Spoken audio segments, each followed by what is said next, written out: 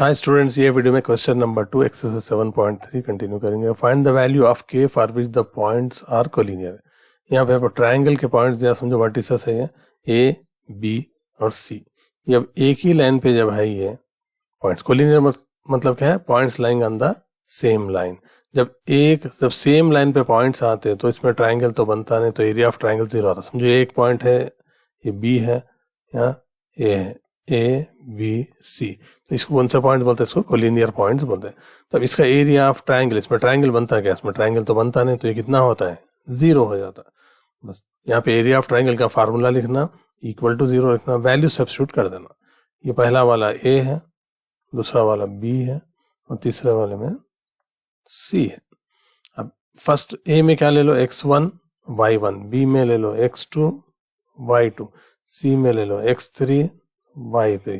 अब area of triangle ABC equal to 0। क्यों 0 लिख रहे हैं? Because it is given that it is collinear, points are collinear, point lying on the same line. But area of triangle formula क्या है? Half into x1 into, ये अपना formula है। अपना ये फार्मूले को जो है ना अच्छी तरीके से याद रख लो। ये एरिया ऑफ ट्रायंगल का फार्मूला है। तो हाफ, फार्मूले का हाफ, तो यहाँ पे हाफ लिख दिया। x1 कितना है? 7 लिख दिया। y2 minus y3, 1 minus k, यहाँ पे लिख दिया y2 minus y3, plus x2 क्या है यहाँ पे? x2 है 5 multiplied by y3 minus y1, तो y3 कितना है यहाँ पे? k minus of -2। एक तो फार्मूले का माइनस है, यहाँ पे देखो एक फार्मूले का माइनस है, फिर वैल्यू भी अपने यहाँ पे y1 की ये -2, तो देखो यहाँ पे ये -2 दिया। अब यहाँ तक तो हो गया।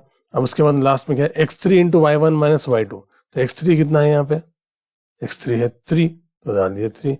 उसके बाद क्या? y1 माइनस y2, तो y1 कितना है यहाँ पे? ये है y1 -2 और साथ में है अपने को y2 सेकेंड वाला, यहाँ पे लिख दिया -2 -1।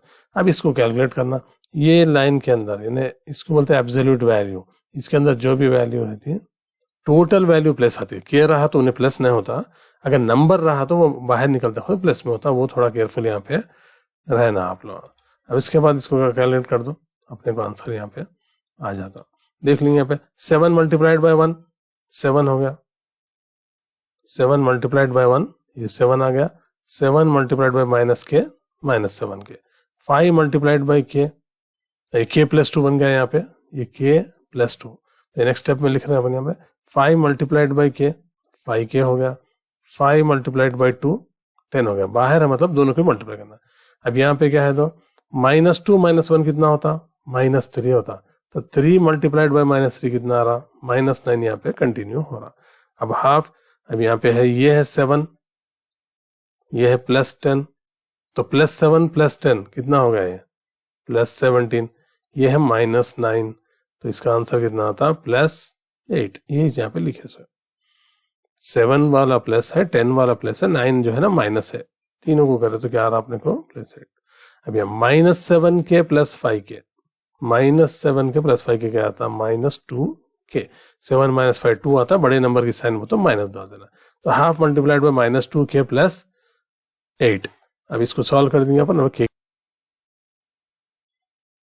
तो अब यहाँ पे देखो, अब ये 2 यहाँ पे क्रॉस मल्टीप्लाई करते इधर चले आता ना, 0 से मल्टीप्लाई होता, सही है। अब 1/2 इंटू समथिंग है यहाँ पे इक्वल टू 0 है, ये इधर गया तो क्या था? मल्टीप्लाई करता है यहाँ पे। तो 2 मल्टीप्लाइड बाई 0 क्या हो गया? ये बन गया अपना 0। अब ये +8 को अगर इस तरफ भेजे तो क्या बनता है? इन्हें ये बन गया अपना -8। तो बचा क्या यहाँ पे? -2k -8। जब दोनों तरफ माइनस है तो इसको कैंसिल कर ले सकते। एक सिंगल टर्म है इधर, सिंगल टर्म है इधर, दोनों तरफ माइनस है, माइनस कैंसिल हो गया। तो k = 8 डिवाइडेड बाई 2, ये दोनों मल्टीप्लाई में है ना, तो 2 नीचे चले आता। तो 2 1s 2 4, तो k की वैल्यू कितनी आ गई? 4। वेरी इंपॉर्टेंट क्वेश्चन है, इसमें कुछ भी डाउट है तो आप लोग क्या करो? कमेंट्स में लिखो। चैनल को सब्सक्राइब, शेयर और लाइक करो।